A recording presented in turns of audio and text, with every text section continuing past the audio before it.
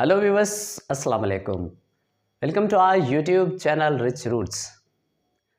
Today we will discuss the fourth point, that is called modal verb. So let's start.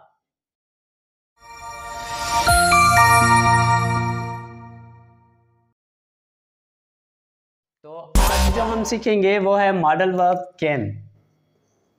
Modal verb can, जिसकी उर्दू अगर देखी जाए तो कुछ इस तरह से बनेगी: सकता हूँ, सकती है, सकते हैं। कोई भी ऐसा सेंटेंस जो उर्दू में बोला जाए, उसके लास्ट के जो अल्फाज होने हैं वो किस तरह से हों? सकता है, सकती है, सकता हूँ। फॉर एग्ज़ाम्पल, मैं आ सकता हूँ, वो घर जा सकते हैं, हम इम्तिहान में फ़र्स्ट पोजीशन ला सकते हैं। तो इस तरह के सेंटेंसेस हम मॉडल वर्ब की। तो मॉडल वर्ब कैन की डेफिनेशन है: it shows ability, possibility, permission और रिक्वेस्ट। यानी कि ये मॉडल वर्ब कैन जो है वो किस चीज़ को डिफ़ाइन करती है? तो ये किसको डिफ़ाइन करती है? बेसिकली ये काबिलियत को, इम्कान को, गुजारिश को और इजाज़त को एक्सप्लेन करती है। फॉर एग्ज़ाम्पल, अगर आपने किसी से इजाज़त तलब करनी हो तो आप मॉडल वर्ब कैन का इस्तेमाल कर सकते हैं। अगर आपने किसी चीज़ के इम्कान के लिए कोई सेंटेंस बनाना हो, जिस तरह से बारिश हो सकती है, तो बारिश का इम्कान है, पॉसिबल है कि हो जाए, पॉसिबल है ना भी हो, तो इस तरह के सेंटेंसेस आप मॉडल वर्ब कैन में बनाएंगे। तो चलें स्टार्ट करते हैं। सबसे पहले आपने क्या करना है, फार्मेशन इसे याद रख लेना है। ये फार्मेशन जो है ये बिल्कुल बहुत ही सिंपल है, इसमें कुछ भी रटने की ज़रूरत नहीं पड़ेगी आपको, क्योंकि हम पिछले वीडियोस में सीख आए हैं कि ये जो सब्जेक्ट हैं हमारे, इनके माने क्या हैं उर्दू में। तो आई होप ये आपको याद रहेगा या याद होगा। तो ये अगर याद है आपको तो आप आगे बढ़ सकते हैं, अदरवाइज़ हमारे पिछली वीडियोस को देखकर वहीं से कवर कर लीजिएगा। तो इनके साथ हमने सब के साथ कैन का इस्तेमाल करना है। I can, we can, you can, they can, he can, she can, it can, singular name can, plural name can. तो इसके लास्ट में आप देखेंगे तो सकता हूँ, सकते हैं, सकती है, सकता हूँ, कुछ इस तरह एंड हो जाता है ये सेंटेंस। तो आगे बढ़ते हैं, देखते हैं कैसे होते हैं। सबसे पहले क्या करेंगे, सबसे पहले हमने फॉर्मेशन को देख लेना है। लेकिन जब भी आप कोई भी पॉइंट पढ़ेंगे, सबसे ज़रूरी जो चीज़ है वो है फार्मूला, आपने याद रख लेना है। तो इसमें ये जो फार्मूला है वो बिल्कुल सेम ही है, कुछ थोड़ी सी चेंजिंग लाजिमन है। सबसे पहले हम सब्जेक्ट रखेंगे, फिर हेल्पिंग वर्ब का इस्तेमाल करेंगे, उसके बाद हमने एक्शन वर्ब इस्तेमाल करना है। एक्शन वर्ब फर्स्ट फॉर्म हो उसका, ठीक है। एक्शन वर्ब का कौन से फॉर्म यूज़ करना है हमने? फर्स्ट, और लास्ट में हमने वही ऑब्जेक्ट का इस्तेमाल करना है। अच्छा, तो कुछ बच्चे यहाँ पर कंफ्यूज हो जाते हैं कि सर हम एक्शन वर्ब, इतनी इन्फॉर्मेशन नहीं है या हम बेसिक क्लासेस ले रहे हैं, तो एक्शन वर्ब को कैसे डिफाइन करें सेंटेंस में? तो इसके लिए मेरे पास एक ज़बरदस्त ट्रिक है जो आई होप कि आपको अच्छा भी लगे और काम भी करेगा। तो ट्रिक ये है कि आपने क्या करना है, कोई भी अल्फाज हो, उसके लास्ट में अगर ना का लफ्ज़ आता है तो वो हमारा एक्शन वर्ब पॉसिबल है कि हो, ठीक है। किसके साथ एंड हो? ना के साथ। फॉर एग्जाम्पल, घूमना, ना के साथ एंड हुआ। सीखना, ना के साथ एंड हुआ। हंसना, गाना, सोना, खेलना, तो ये सारे क्या हुए? ना के साथ एंड हुए। तो इस तरह आप उसे एक्शन वर्ब को डिफाइन कर सकते हैं अपने सारे सेंटेंस में कि भाई यहाँ पर एक्शन वर्ब हमारा कौन सा है और हमने कौन सा पहले इनपुट करना है। तो चलते हैं, एक सेंटेंस बना लेते हैं। सेंटेंस है हमारे पास,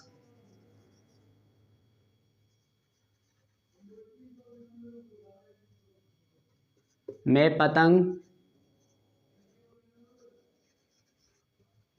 उड़ा सकता हूँ। मैं पतंग उड़ा सकता हूँ। सबसे पहले हम क्या करेंगे, हम रखेंगे सब्जेक्ट। सब्जेक्ट है हमारे पास मैं को इंग्लिश में क्या कहते हैं? आई के साथ हेल्पिंग वर्ब कौन सा इस्तेमाल करना है हमने? अच्छा सर, आपने बताया ही नहीं कि हेल्पिंग वर्ब कौन सा है। ये बात है भाई, देखें, जो भी मॉडल वर्ब आप सीखने जाएंगे या सीखेंगे, उन सब के साथ आपने कभी भी कंफ्यूज नहीं होना। जो भी मॉडल वर्ब होते हैं वो खुद ही के हेल्पिंग वर्ब भी होते हैं। इस तरह कह दें कि मॉडल वर्ब हेल्पिंग वर्ब्स ही तो होते हैं। तो इनके साथ कोई अलग हेल्पिंग वर्ब आपने यूज़ नहीं करना, वही होगा जो आप सीखेंगे। तो यहाँ पर कैन क्या है, हमारे पास हेल्पिंग वर्ब है, तो हम आई के बाद क्या इस्तेमाल करेंगे, कैन। आई मीन्स मैं, कैन मीन्स सकता हूँ, आई कैन मैं सकता हूँ। अब बारी आती है इन दोनों में से एक्शन वर्ब और ऑब्जेक्ट को डिफाइन करना। तो सिंपल एक तो फार्मूला मैंने आपको ये बता दिया कि अगर कोई भी अल्फाज हो, कोई भी जुमला हो, उसमें अगर कोई भी अल्फाज आ जाए तो उसमें अगर लास्ट में ना का ऐड किया जाए, एडिंग की जाए, तो अगर वो ना के साथ कोई भी सुटेबल अल्फाज बन जाए तो वो हमारा एक्शन वर्ब पॉसिबल है कि हो। अगर ना बने तो वो हमारा ऑब्जेक्ट होगा। तो ऑब्जेक्ट को अगर समझना हो तो object is equal to noun, means object जो भी होगा वो लगभग नाउन ही होगा। तो नाउन किसी चीज़ का नाम होगा। तो यहाँ पर देखें इस पूरे सेंटेंस में किस चीज़ का कोई सा नाम है, मैं तो हमारा बन गया सब्जेक्ट। उसके बाद कौन सा यहाँ पर आपको कोई चीज़ नज़र आ रही है, दिख रही है, तो हूँ सकता तो इसमें चला गया ना, आई कैन मैं सकता हूँ। तो दरमियान में दो अल्फाज रह गए, पतंग और उड़ाना। ना के साथ एक्शन वर्ब डिफाइन हो गया।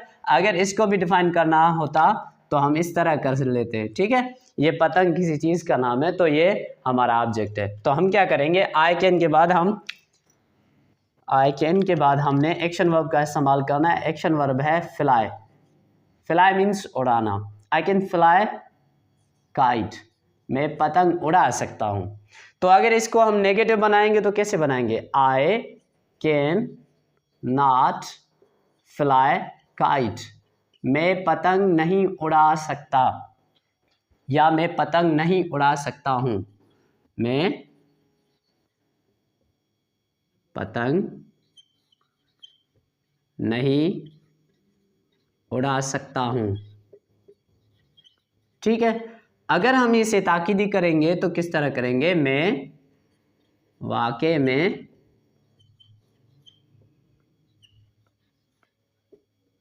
पतंग उड़ा सकता हूँ, मैं वाकई में पतंग उड़ा सकता हूँ। उसके बाद अगर हम इसे इंटरोगेटिव करें तो क्या करेंगे, क्या मैं पतंग उड़ा सकता हूँ। तो चलें इन सेंटेंस को हम इंग्लिश में एक बार कर लेते हैं।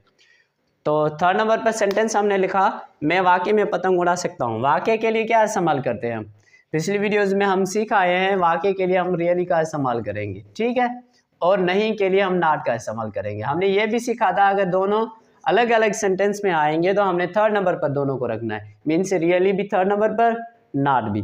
अगर एक ही सेंटेंस के साथ दोनों का इस्तेमाल किया जाए, प्लीज़ ये नोट कर लीजिएगा, अगर दोनों का एक ही सेंटेंस में इस्तेमाल किया जाए तो नॉट थर्ड नंबर पर और रियली को हम फोर्थ नंबर पर रख देंगे, ठीक है। तो आए अब इसे सॉल्व करते हैं। मैं वाकई में पतंग उड़ा सकता हूँ, मैं के लिए आए, उसके बाद हेल्पिंग वर्ब कैन, वाकई इस्तेमाल हुआ है तो रियली का इस्तेमाल करेंगे, और उड़ाने को फ्लाई कहते हैं, और लास्ट में हमारा ऑब्जेक्ट है kite. I can really fly kite, मैं वाकई में पतंग उड़ा सकता हूँ। इसके बाद है क्या मैं पतंग उड़ा सकता हूँ। तो हमने क्या किया था, पिछली वीडियोस में हम सीख आए हैं, जब भी हमने इंटरोगेटिव बनाना होता है तो हम सबसे पहले क्या रखते हैं, गेस करें क्या रखते हैं, हेल्पिंग वर्ब रखते हैं। तो यहाँ पर भी हम हेल्पिंग वर्ब इस्तेमाल करेंगे। यहाँ पर हेल्पिंग वर्ब क्या है, कैन है, तो कैन को हम कान से पकड़कर सबसे पहले रख देना है। उसके बाद सब्जेक्ट रखेंगे कैन आई। जैसे ही आप कैन को इस्तेमाल करेंगे तो ये क्या कहलाएगा, ठीक है, क्या सकता हूँ, कैन आई मीन्स क्या मैं सकता हूँ। इस दो जो वर्ड आपको नज़र आ रहे हैं इनकी मीनिंग जो बनेगी वो ये बनेगी, क्या मैं सकता हूँ, दरमियान में दो अल्फाज रह गए। इसके बाद हमने क्या करना होता है, जैसे कि मैं लिख लेता हूँ यहाँ पर हेल्पिंग वर्ब, उसके बाद सब्जेक्ट रखते हैं, फिर हम रखते हैं एक्शन वर्ब, उसके बाद हम ऑब्जेक्ट का इस्तेमाल करते हैं। ये इंटरोगेटिव बनाने के लिए फार्मूला है। तो देखिए हमने हेल्पिंग वर्ब इस्तेमाल कर दिया, सब्जेक्ट भी कर लिया। अब हमने इन दोनों में से आइडेंटिफाई करना है कि एक्शन वर्ब कौन सा है। तो जिसके साथ ना का इस्तेमाल होता है और कोई प्रॉपर सेंटेंस प्रॉपर अल्फाज बन जाए तो वो हमारा एक्शन वर्ब कहलाता है। जैसे कि उड़ाना, तो उड़ाने को फ्लाई कहते हैं, कैन आई फ्लाई। और पतंग को काइट कहते हैं, कैन आई फ्लाई काइट, क्या मैं पतंग उड़ा सकता हूँ। आई होप यहाँ तक आपका क्लियर होगा कंसेप्ट। तो मज़ीद कुछ सेंटेंसेस कर लेते हैं। तो हमारे पास कुछ सेंटेंसेस हैं, तो चले मिलके सॉल्व करते हैं। पहला सेंटेंस है हम कुछ नहीं कह सकते हैं, तो हम के लिए क्या इस्तेमाल करेंगे,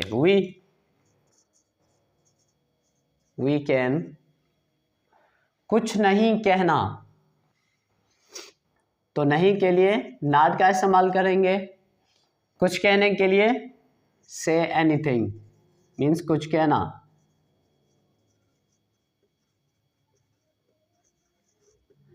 we can not say anything, हम कुछ नहीं कह सकते हैं। सेकंड पर है क्या तुम अभी घर जा सकते हो। क्या, ये क्या है, इंटरोगेटिव है। सबसे पहले हम हेल्पिंग वर्ब इस्तेमाल करेंगे, तो हेल्पिंग वर्ब है can you go home now. क्या तुम अभी घर जा सकते हो, can you go home now, can you go home now, क्या तुम अभी घर जा सकते हो। थर्ड नंबर पर है वो वाक्य CSS पास कर सकता है, तो वो के लिए हम क्या इस्तेमाल करेंगे, हम ही इस्तेमाल करेंगे। ही कैन वाक्य के लिए रियली इस्तेमाल करेंगे, और रियली थर्ड नंबर पर रखना होता है। तो पास करने के लिए क्वालिफाई इस्तेमाल करेंगे। He can really qualify CSS, वो वाकई में CSS पास कर सकता है। इसके बाद फोर्थ पर है बारिश हो सकती है। बारिश को इंग्लिश में रेन कहते हैं, इसके लिए हम क्या इस्तेमाल करेंगे, इट का इस्तेमाल करेंगे। याद रखें नॉन लिविंग थिंग्स के लिए और इंडिकेट करने के लिए हम इट का इस्तेमाल करते हैं। इट कैन, बारिश बरसने को इंग्लिश में रेन कहते हैं।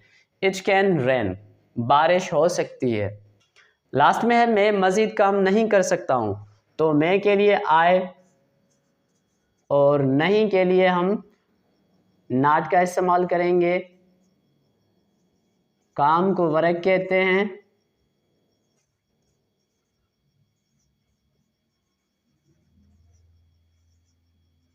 फर्दर लगाएं या एनी मोर लगाएं, ये it is up to you, जो भी आप रखना चाहें रख सकते हैं।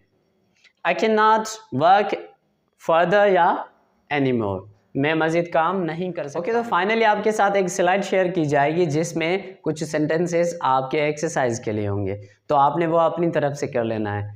तो इनको करने के बाद आपने क्या करना है, हमारे YouTube चैनल के डिस्क्रिप्शन में आप देखेंगे तो व्हाट्सएप चैनल का लिंक दिया हुआ है, उस लिंक में जाकर ज्वाइन कर लें। उसके बाद अपनी वो एक्सरसाइज हमारे साथ शेयर कर लें, तो वो एक्सरसाइज विद इन वीक आपसे शेयर की जाती है।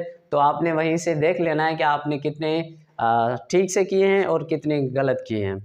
तो अगर आप चाहते हैं हम नेक्स्ट वीडियो किसी और टॉपिक पर बनाएं, तो वो टॉपिक कमेंट सेक्शन में हमें बता दीजिएगा। इंशाल्लाह हम कोशिश करके उस टॉपिक को आपके आगे पेश करेंगे। तो आपसे मुलाकात होगी नेक्स्ट वीडियो में, तब तक अपना ख्याल रखिएगा, दुआओं में याद रखिएगा।